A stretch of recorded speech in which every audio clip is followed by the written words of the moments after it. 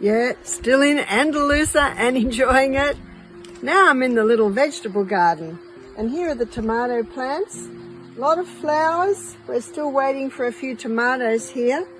And this is some flowers from the eggplant. They called it aubergine. And I wanted to show you this little plant here. This is purslane. And purslane is a succulent plant. It's actually quite tasty, and it can be put in your salad because it's quite a nice herb. But it's particularly known to boost mother's milk supply. So mothers, if you're breastfeeding and you have this in your garden, you can throw it in your smoothie, in your salad, chew a little bit every day. But I'd like to go over here, and here's a little fig tree. And the good news is there are some figs ready. Oh, this is ready. Beautiful. Beautiful fig. I've been having them every day. No, I'm not going to eat it now because I'm waiting for lunch. But I want to talk to you about minerals. One of the reasons why organically grown fruits and vegetables have such a far higher nutrient content is the microbes in the soil. And when you feed the soil with compost, and the compost that they do here is scraps from the garden, weeds from the garden.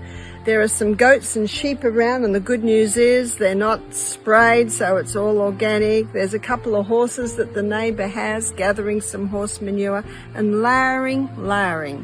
I love to put corn stalks and maybe broccoli stalks in my garden because then it keeps it aerated. And if you keep it aerated, you get more of your anaerobic organisms.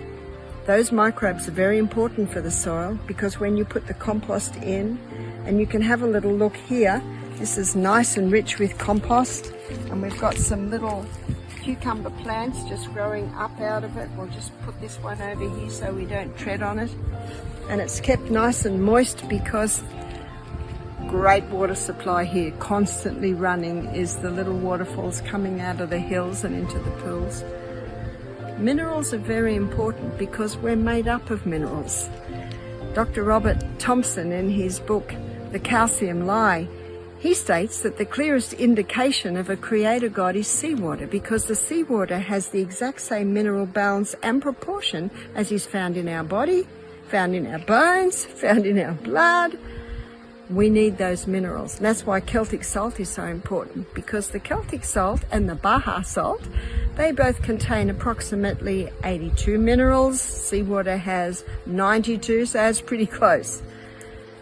Our bones are made of minerals. They're not made of calcium. They're made of 12 main minerals and 64 trace minerals. So where are we going to get those minerals?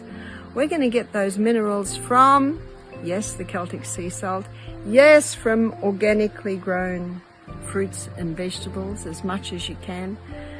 And feed your soil, because when you feed your soil with compost, you're putting more microorganisms in the soil, and it is the microorganisms in the soil that break down the minerals in the soil and make them available for the roots of the plant.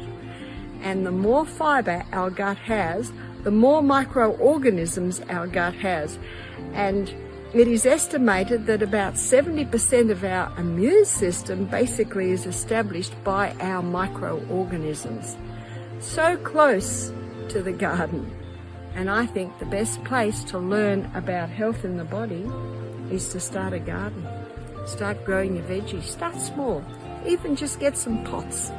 Grow your parsley, rocket, mint, kale, all those little greens. Great additive to your food.